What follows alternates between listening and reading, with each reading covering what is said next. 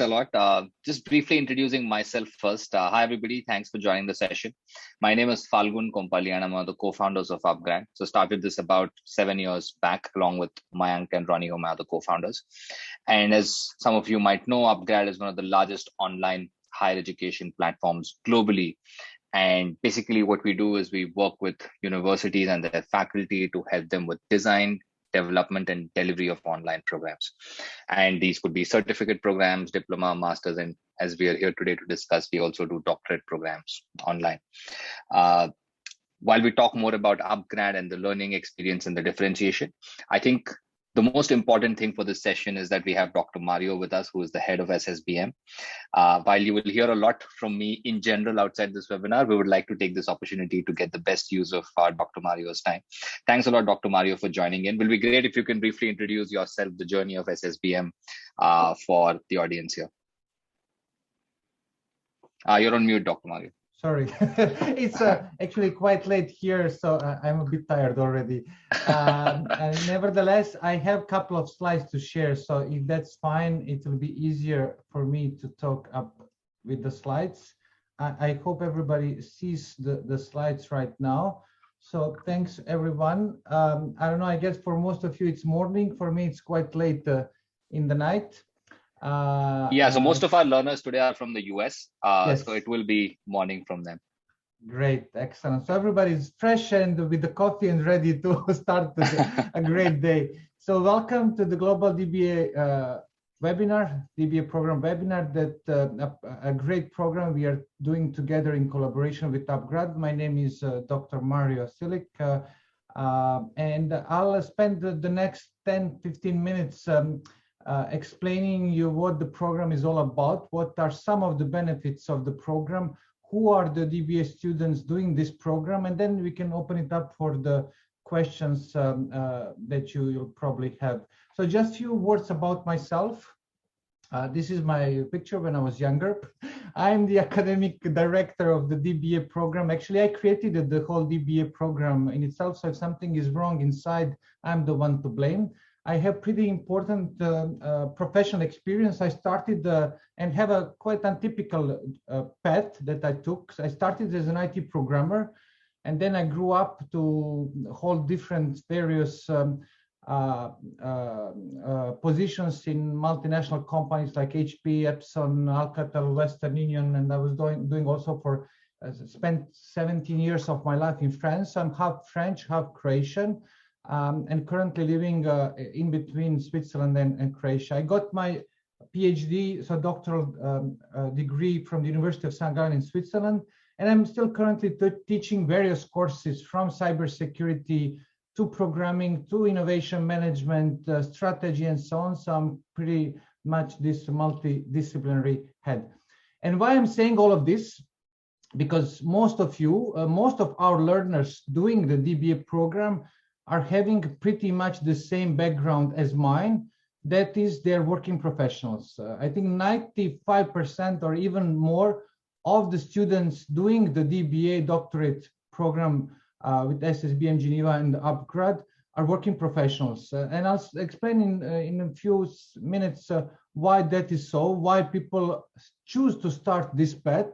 And what I can tell you already at this stage, the reason I did it at one point of my career, I wanted to have a backup solution or backup path or backup, whatever, name it, that along my professional experience that I teach at the same time in a university, in a school,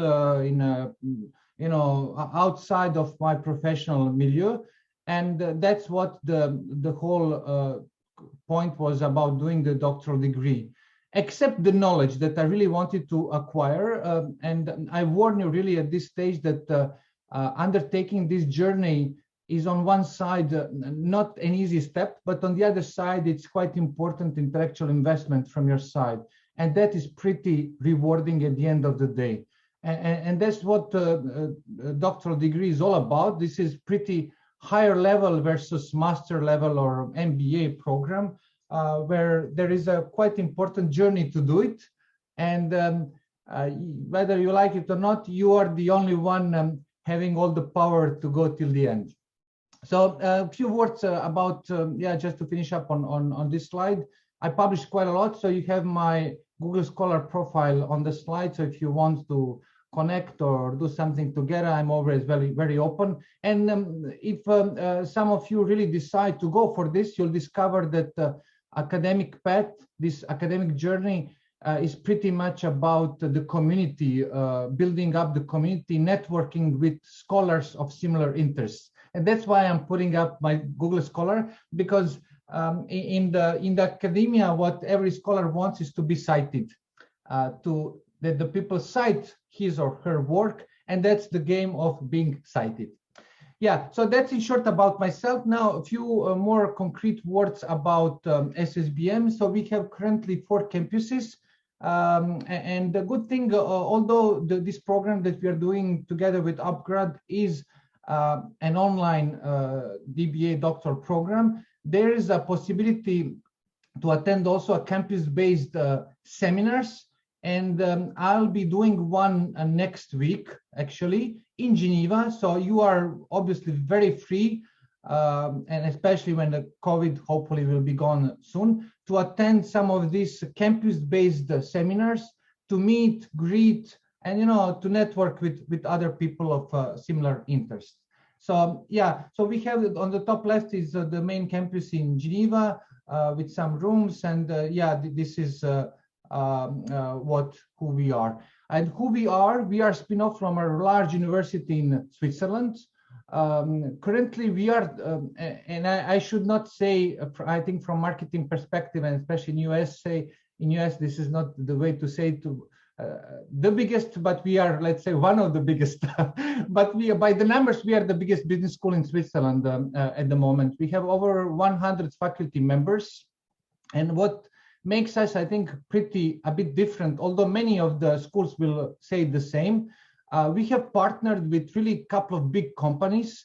And why is it so? Because as I said in the beginning, in the introduction, 95% of our students are working professionals. And this creates also opportunities for them through networking with the companies. And that's why we have signed a couple of important strategic partnerships, and one of them we are really proud of is with Deloitte, one of the big 4. Not only we are getting the lectures from their side for our other programs, but also the networking possibilities that these companies are offering to us. Bottom line, the school has pretty strong ties with the industry partners. Several of them and from big international companies are present in our advisory board, this is all about diversity. Currently, we have students from 106 different countries, and quite some nice number from USA also. We are happy, really proud of this diversity, because this is what makes the program work, what makes the program interesting, and what's really something that we are providing that's for you, for the students, for alumni, etc., etc. And I'll say in a few slides how we do it, how do we try to connect, because although some might think this is an online program, still there are really nice opportunities to connect and to exchange. So who are people doing this program with us? I said they're working professionals already. In average, they have 15 years of professional experience. So why this is important? Because most of the students they don't have time to spend 8 hours a day for doing the dissertation, for doing the thesis, but they do it in their, let's say, free time outside of the working hours.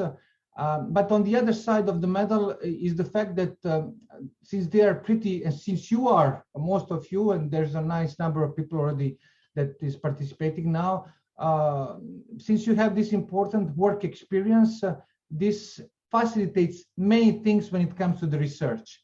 Because research is a systematic process that you have to follow and to make it in a scientifically proven way.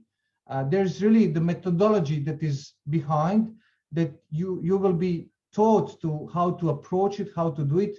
Many people never used citations in their lives, and we have seen this, but from the moment you kickstart, you are inside of the first and completing the first milestones, then it's all about your experience that comes into place, where you are doing much faster compared to some people that are just going out of the school. Okay, so why do people do the doctoral degree?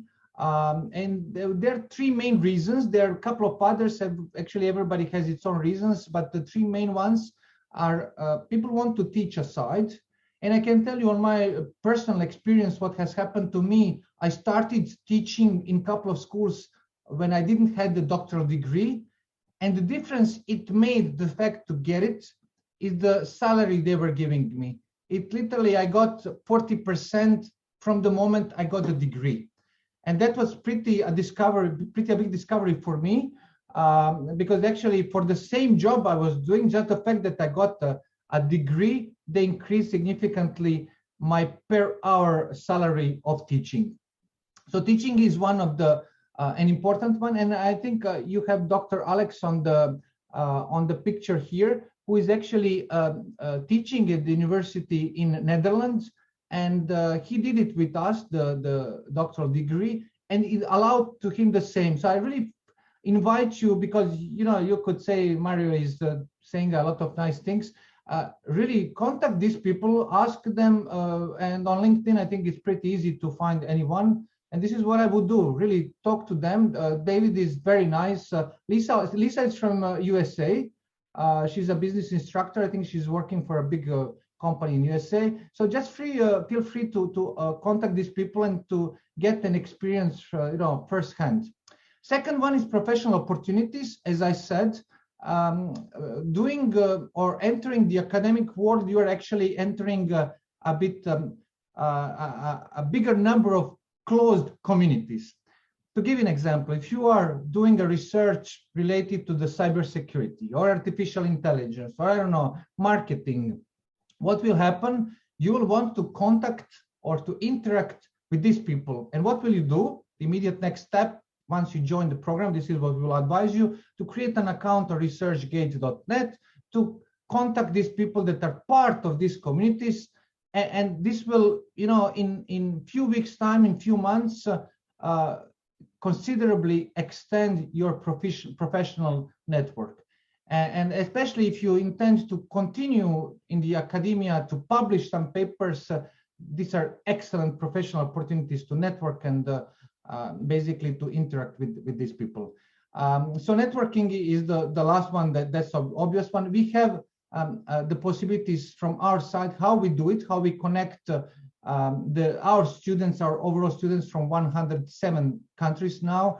DBA students are from 96 different countries, but you'll see we have, we call it SSBM Connect. This is a way to connect and to interact with each other. So this is about who our students are. Where do they come from? I just put a couple of the companies. Some of them are from Europe, some of them are from big international companies, but really this is what makes the thing really interesting. We have had so far students doing the doctoral degree. We had some lawyers, some people from the sports industry, people who are already doctors, like in the hospital, and want to extend, because the DBA is all about becoming an expert in a specific business area. This is what DBA is all about.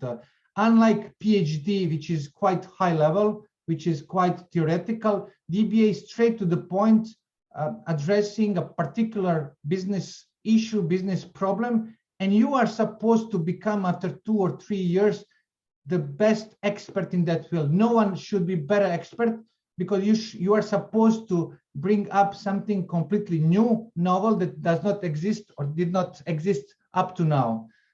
Obviously, you will not repeat the research or build a research that someone already did, right? Yeah, so this is just briefly going through these things. An important one is the research, that the one you should be concerned of. So if you join us together with upGrad in this program, you will definitely benefit from some of these pluses that we offer through our approach. Just briefly to mention this one, this is an important tool that we are having, where we every student, be it on MBA, DBA, connects to each other. And this is the central platform where also all the research related databases, books, online library, everything is on the platform itself. And people actually post some things in the forum or get together or whatever they do in the background.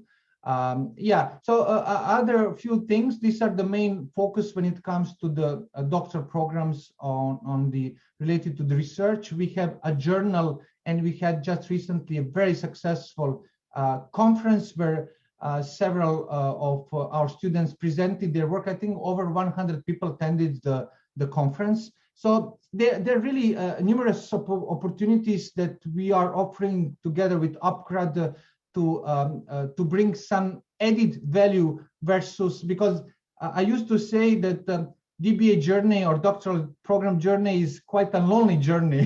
There will be no one there except you and your mentor. And this is the way it works, basically. Mentor will not write a single sentence on your behalf. You will have to write 120, 150 pages. But on the other side, we are enabling this connectivity between people to facilitate the communication, the interaction, the exchange, and so on and so on. So the whole program is based on the 4 steps. Research methodology 1, where you build up a quick concept of what you would like to do. This is called research concept. Research methodology 2, which is the second step, which comes, let's say, 6 months after you're starting the journey, where you provide the literature. You want to explain why what you are doing makes sense, what is the research gap, how you will do it, and you are explaining what the others did not do, and because they didn't do it, this is why you will do it. This is so-called research gap. So this is what literature review does. And the final document is research proposal, where you are summarizing all of that, putting it in 30, 40 pages format, and saying this is what I will do the next 1 year to get the data, to investigate, to do some conclusions, and finalize the thesis. At this stage, you're already at the 40%, and usually this happens after 1 year, and then the second or third year, you're writing the thesis. Now, if you ask me how long or what is the minimum or maximum number of months or years to do it, there's no minimum or maximum. This is an online program. If you were and this is a huge advantage compared to campus-based. I personally attended the campus-based program, and I can tell you it was a pretty big challenge for me, because I had to travel every time to take physical seminars in a particular, every September I had to be at university, and then you could not go faster than the seminars physically taking place. And here it's really up to your speed. We have seen students finishing everything in 9 months. Why? Because they already did some research during their MBA master program. So that's also perfectly fine. If you do it in 3 months, that would be awesome. But obviously, good luck if you do it. That means you didn't sleep for 3 months. So there's no minimum or maximum. We have seen people doing it in 1 year. We have seen people doing it in 2 years. We have seen people never doing it. That's also an option. As I said, someone has to write 100 pages, and it's not going to be me, unless you pay me a bit. So, this is the beauty of this path. It's a really important intellectual challenge for yourself. So you are challenging yourself intellectually. Can I do it? Can I summarize what the others did? And can I bring something new to the community, to the scientific world? And this is pretty rewarding at the end of the day, right? To support you throughout this online journey, it's not just online. Online is a big word today, right? There are like monthly webinars organized with people experts in some areas like research methodology. And so you will be followed and instructed on that side, but also through upGrad top-notch learning platform. But most importantly, the mentor. The mentor is your best friend. He is the one approving every single step, 3 of them. And then the 4th one, you are presenting, defending everything in front of a jury. And basically, the mentor is the one really taking you through these steps, correcting the mistakes, and showing you how to do it. So that's in short how the program is structure. So I don't want to take too much. I don't know how much time I took already. Yeah, already 23 minutes. But this was a kind of high-level structure and journey I wanted to highlight. Great.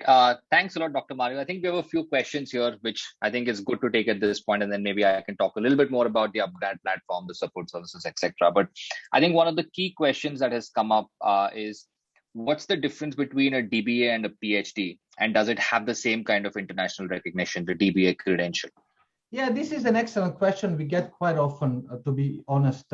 So first big difference is PhD is very scientific oriented. So when you're doing a PhD, usually you will tackle some high level things, quite theoretical. It's usually not business related. So to give you an example, what are the obstacles to innovation in small and medium enterprises during COVID times? This is a typical topic for a DBA program. PhD, if you are doing a PhD, it would be much more theoretical. You would introduce some theories, you would have to propose some theoretical artifacts. So it would be on a higher level.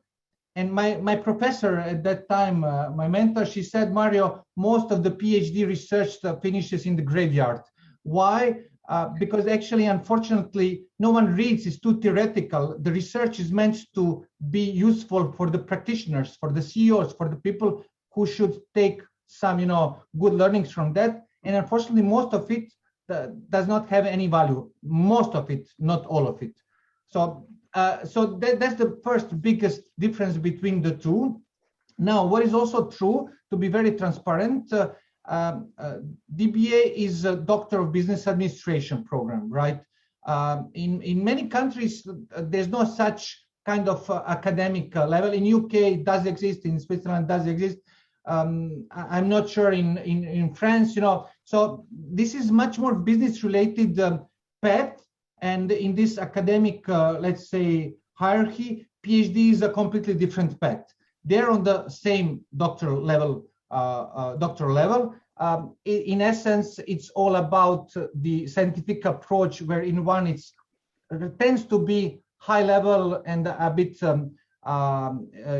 not straight to the point. The other one is much straight to the point, and we are sometimes, to be honest, refusing the topics from the students that are not business related.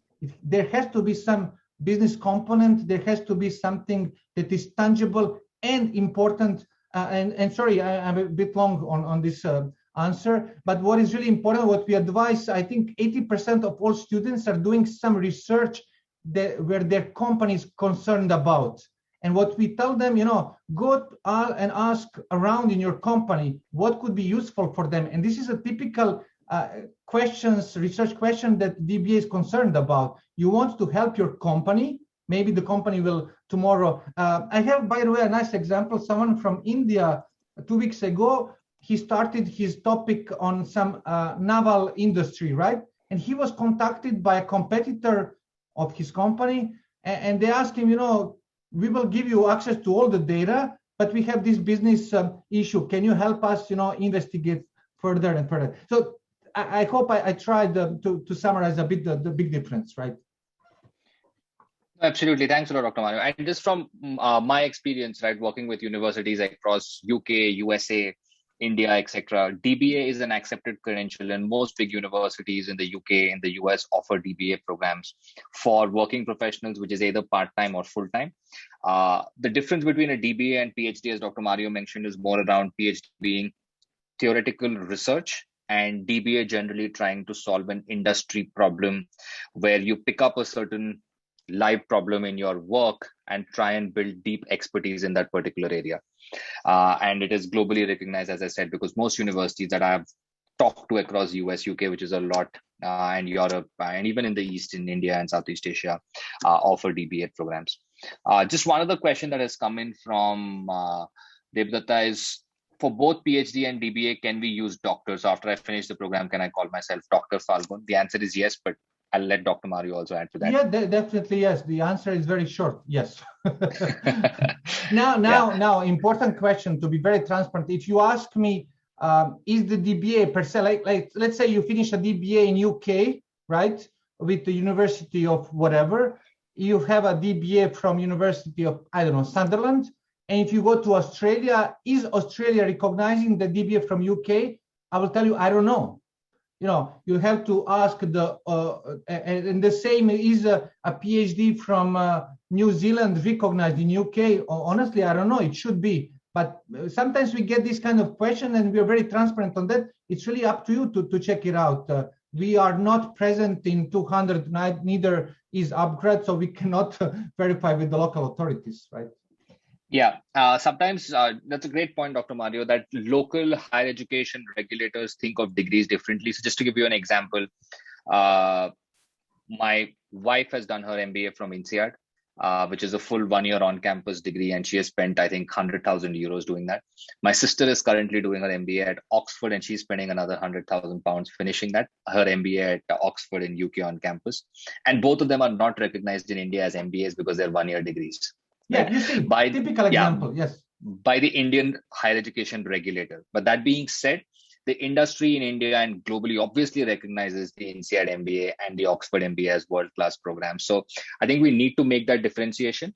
And if for whatever reason, local government approval is important for you, as Dr. Mario mentioned, it is definitely something that you need to check, because it's hard for us to see which part of the world is accepting this as an approved degree versus not. But just to add, so far, and that's important, none of our students had any problems ever. And to give a concrete example, this student from Netherlands is working for a University of Utrecht in Netherlands, if I'm not mistaken. And typically, his DBA is recognized over there. But once again, as you pointed out, this is really a complex world we are living in, so it's impossible to say. I would never say yes. Definitely, it's really up to everyone to check. So next question is from Mr. Ivan. He has two questions. First is, what is the offline component that's there in Switzerland that students can have access to, be it in terms of seminars, graduation ceremony, etc., that students can potentially travel and attend? And the second thing is, I think it's just asked again, will I be able to use the title doctor after completing the program, which we've just answered, Mr. Ibn, as yes. So first question, I'll direct to Dr. Mario. Yeah, the first one is, to be very honest, there's no difference between online and campus in terms of the content, because we are providing, if I'm not mistaken, together with upGrad, at least one webinar per month on a different topics. So what happens physically, it's more or less the same. Obviously, when you attend the physical one, sometimes it can be throughout the entire journey or through 2 days. The online version is just a bit squeezed, right? Because of the time difference, because of the technicalities, because of the Zoom. But in terms of the content, to give you an example, next week I'll have a seminar on research methodology, how to kickstart your research. I had the same with upGrad last week, where over 90 people attended. So literally, this one with upGrad was nearly 2 hours, and the physical one will also be 2 hours. But the physical one, if there are many questions, will stay hang out. So this is the beauty of attending also, or the possibility, having the possibility to attend the physical one, right? Thank you. I think we have two more questions from Lee. The first is, he's curious about what your PhD was in. So if you can just maybe briefly talk about your research work, that I think is just curious to know more. I did a mistake that many of the scholars are doing. I started with big topic, and I was very happy, I could tackle a lot. And my mentor, she said, Mario, you will never do it. So cut. And I ended up with a small topic, which was really nice one. It was about cyber security, actually security related to the human element in the company. Everything related to cyber security attacks and the way people misbehave in the companies, because humans are the weakest link in the organizational security. So it was about the organizational security within the companies, with some focus on the open source software. Great, thanks. And the second question, Dr. Mario, from him is this a teaching degree, by which I think Lee means to ask if after this, as you mentioned, people can go on for teaching based roles? Yes, definitely. And by the way, it's much more teaching than than the PhD, because PhD is, as we said it, if you do PhD, I don't know, in a very specific area, it's sometimes more difficult, because with the DBA, which is business related, that means you could teach in any business related discipline, in any MBA program, in any DBA program, in any bachelor related program. With the PhD, it's you are somehow restrained to teach one discipline. I'm not saying that this is better or worse, but yes, definitely you're opening up a bit wider area of opportunities, definitely. Great. So what I can do now is just very quickly add a few more elements that upGrad brings to the table, some of the other additional elements around the program structure as well. So very briefly, I introduced upGrad before, but currently, as I said, upGrad is one of the largest online platforms globally. We have about 45 university partners, and we offer 150 plus programs in collaboration with them. While our genesis starts from India, and that's where we started off from, but today we're a global organization with offices in Singapore, Middle East, London, and the US. And we're very excited about the opportunity to provide strong value propositions to working professionals globally. And in that thought process, I think the core differentiation for upGrad is to talk about how we can create very meaningful learning experiences for all of our students. Because when we started upGrad back in 2015, the core insight that we had was that online education becomes very anonymous, and at that point of time was more access to a content library than access to an on-campus like engaging experience which delivers strong learning and career outcomes. And that's where we built this competence of working with the university and their faculty to develop world-class content, which we internally say has to be HBO level content in terms of Game of Thrones or House of Cards, where you cannot switch off without watching the next episode. So how do you build in all of those hooks of edits, animations, graphics, and storytelling to make the entire content and pedagogical process be engaging? The second part is the learning management system, which we have built from scratch. It's a proprietary LMS, not hosted on Blackboard or Canvas or any of the other platforms, because we believe that we wanted to build a digital first, mobile first as well LMS, so that students can have a very, very engaging experience in terms of not only consumption of content, but also peer-to-peer interaction. How do they solve assignments? How do they interact with faculty, and multiple elements to drive that interaction. The last part is the support services that students get, where obviously there is academic support, where Dr. Mario talked about the thesis supervisors from SSBM side, but we also have thesis supervisors and mentors to support our learners to ensure that they get their feedback, any queries that they have, any questions that need to be solved. There is a very strong layer of academic support. There is also a very strong layer of non-academic support that we provide, where this is almost like, think of it as a relationship manager in a bank, where the person, the upGrad mentor is constantly tracking your activity. And obviously, if you call them and you have any problem, they will solve for it. But we are also proactively looking at almost 200,000 data points in terms of when you log in, when you log out. Do you like study on a weekend or a weekday? Are you falling behind on your assignment? And based on that, the student mentor has various defined interventions, including messaging you, calling you, trying to handhold you for successful completion. And the last part of those support services is the career support services, where in each of the geographies we work in, we have very strong industry interface along with SSBM and our university partners to make sure that we can provide strong outcomes for our students. So I think just to summarize this, there are 2 or 3 things that we track very closely. That even for a 2-year master's or a 3-year doctorate program, our completion rates are north of 85%. So if 100 people start, 85% plus complete the program. And that talks about the kind of engagement we're able to build in the program. The second thing is that our student satisfaction rates and our NPSs are very high. And the last part, and obviously the most important one, is that our career outcomes are very strong, where we have hired external agencies like Deloitte, which is a top 4 audit firm, to talk to our learners to report what kind of outcomes they're reporting. And 5 out of 6 learners at upGrad have said that, look, I attribute my career progression to one of the programs that I have done on the upGrad platform. So I think we're very, obviously there's a lot of work to do, but we're very happy with the kind of progress we've been able to make over the last 7 or 8 years in terms of the work on content, on the learning management system and engagement, and on the support services that we provide to build this very engaging, as good an on-campus experience to provide this value proposition and outcome to our learners. Specifically coming to the program, just a couple of points I wanted to touch. Obviously, we can go into deeper each of the elements that Dr. Mario covered earlier, which is the point of research methodologies, the first part of it, the second research methodologies part, the research proposal and thesis writing, which you can also talk to your counselors, which is the program flow. Typically, we say that students should expect to take about 36 months. Can you complete it in 1 year? I think some of you have asked it. In exceptional cases, yes, right? But I would not say that you plan for it and set the expectation for 1 year, because it's not going to be easy, right?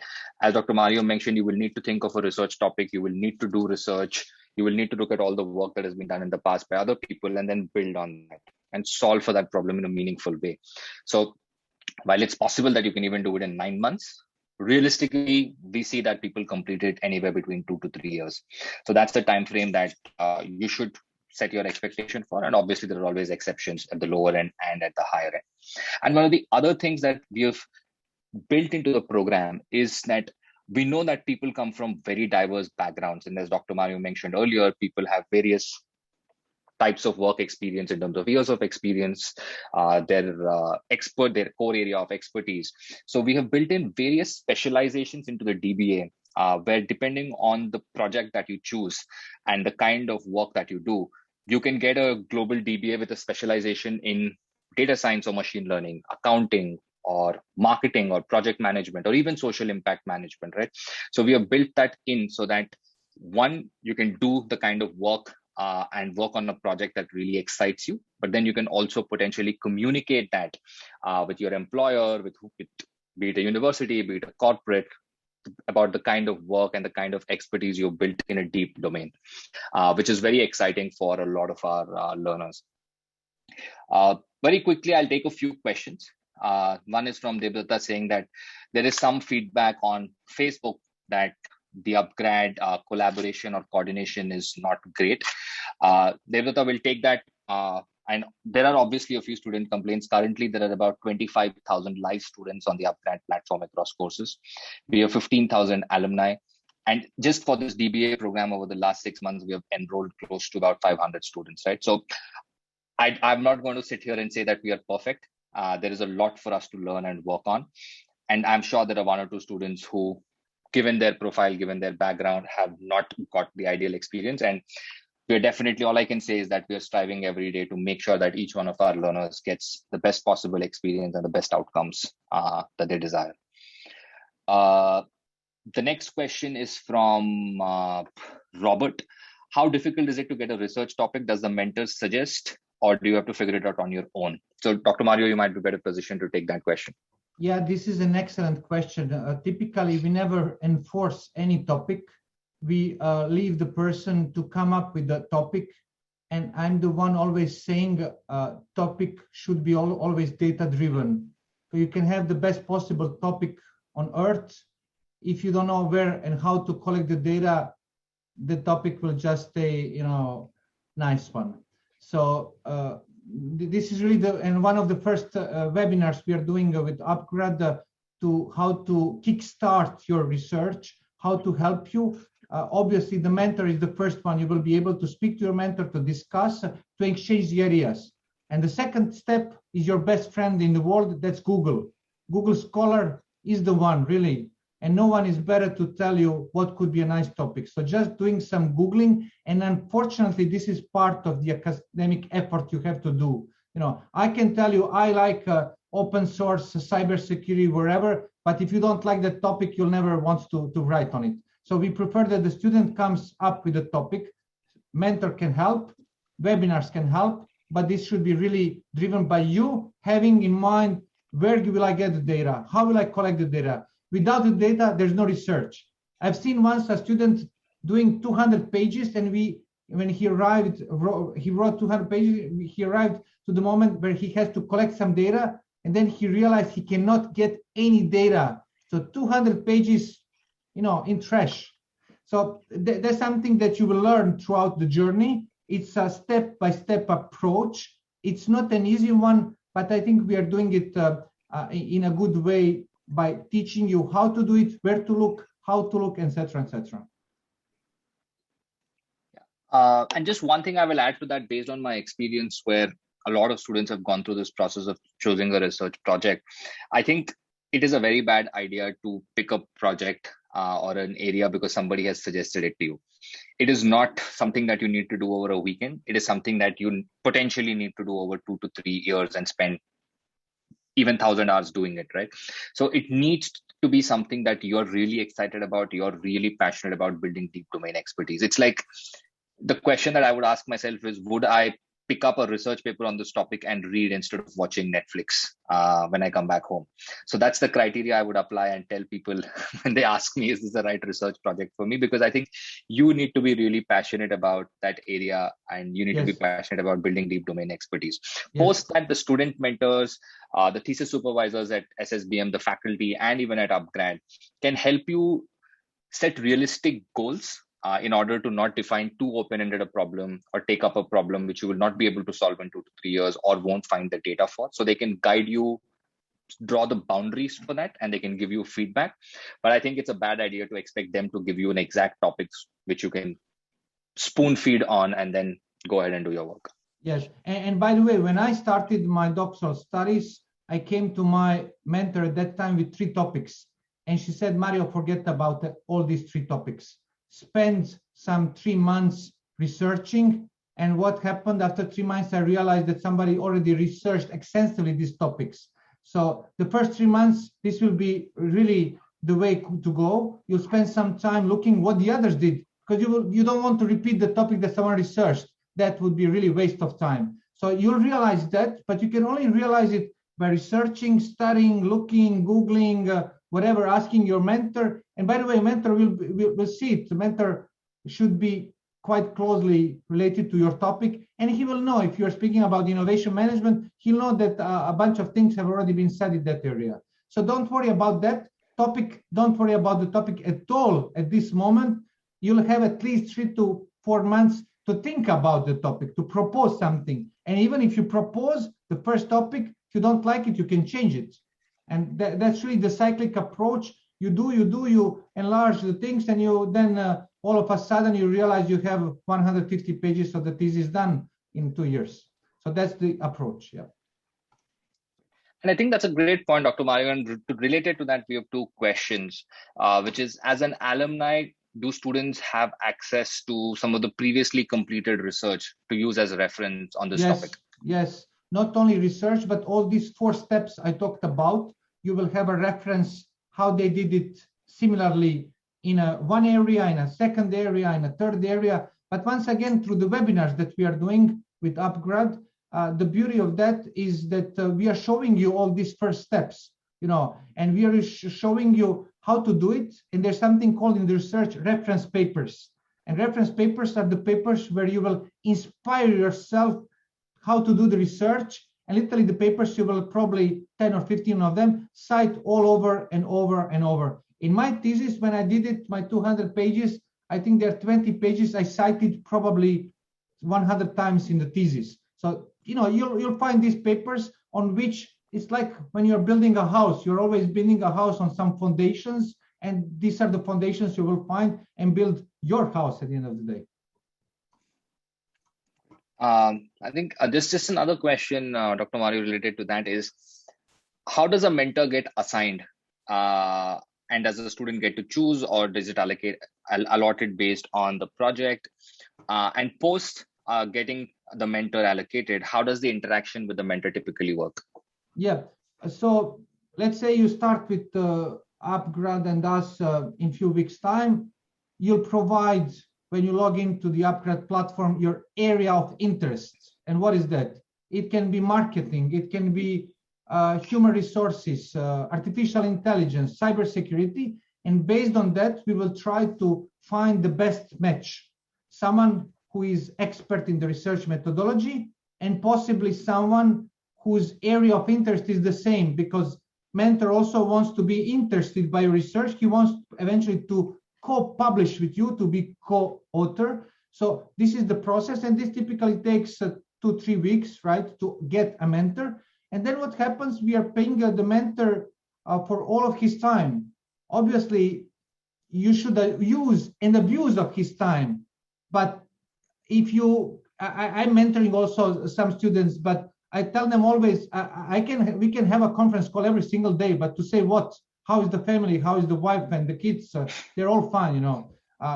Mentors should be there if you have some questions you want to clarify, if you want to do, if you need some guidance. But me as a mentor, I expect that you send me something. It's a kind of, you send me, I send you back. You send me, I send you back. This is a game of ping pong, basically, that you are doing. With some, honestly, with 40% of my students, I never have any kind of interaction. They just want to keep it by email. That's also fine. Some want immediately 5 days after to have a Zoom call. That's fine. So it's up to you to manage this relationship. I'm the mentor. I'm sitting here. I'm comfortable, you know, having a small drink after this Zoom call. So it's up to you to call me and to tell me, you know, what can we do? Let's do something. But don't, I'll be a bit mean now. Don't bother me if you didn't write any single sentence, or if you don't have any idea in mind what you would like to do. But once again, you are free to use and abuse of the mentor's time. We are paying them quite a lot. So you should do that. Great. That's very helpful. And I think finally, we have a question from Lee. Again, it's a very subjective question. I don't think there's an answer, but your guidance on this will be helpful, Dr. Mario, which is how large is the final thesis and how many hours of research typically go into it, and how many hours a month is ideal? Yeah, I think one of the Nobel Prize winners, he did his thesis in 50 pages. So, you know, you can do miracles in 50 pages, but you can write also a lot of, not to say the bad word, so it's not about the quantity, it's about the quality. Typically, it goes something between 120 and 160 pages. These are some, with references and everything. These are a typical size. But once again, if your topic, if you're writing about innovation management, which is a very broad topic, you can write 2,000 pages, obviously. But is it really necessary? So what I'm saying, it's really the quality that matters, not the number of the pages. But in average, 120 to 150 pages, what we are seeing. Great. And just to add to that, we have seen various students at upGrad do PhD, doctorate programs, and also even a master's do dissertation projects, right? Students, for example, we have seen students be obsessed about it and spend 500 hours in just a 6-month project. And people take it very seriously, do a lot of work. And because they are very serious about then doing a PhD after that on campus or something else, they want to publish a paper. And there are some people who finish it with very limited effort, which is 100, 200 hours as well. So it's a very large spectrum. It totally depends on how you define and structure the problem that you want to solve and how focused you are.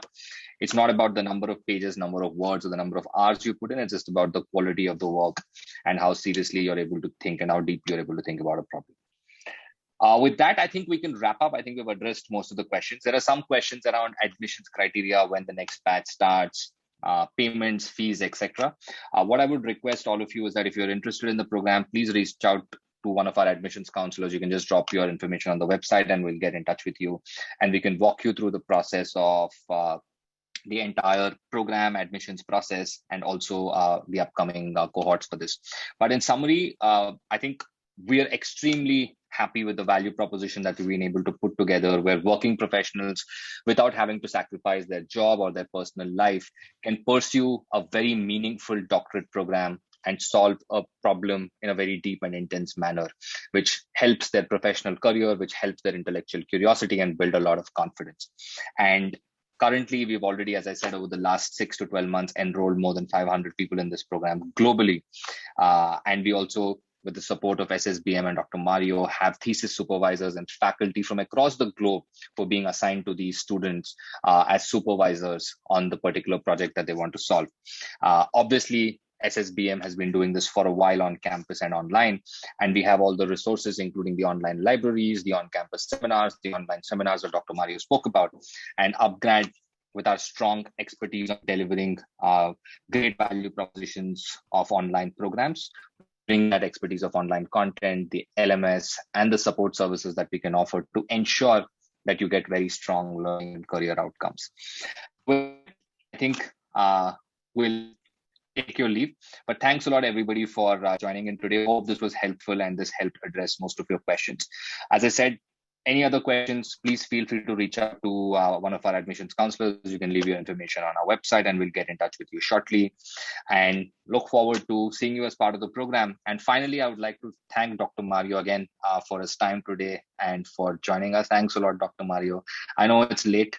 I'm also sitting in Liverpool, although 1 hour behind you, but I'll also go and have dinner now. But thanks a lot for joining in. Thank you all, and feel free to contact me over LinkedIn if you have any questions you missed or I didn't answer properly.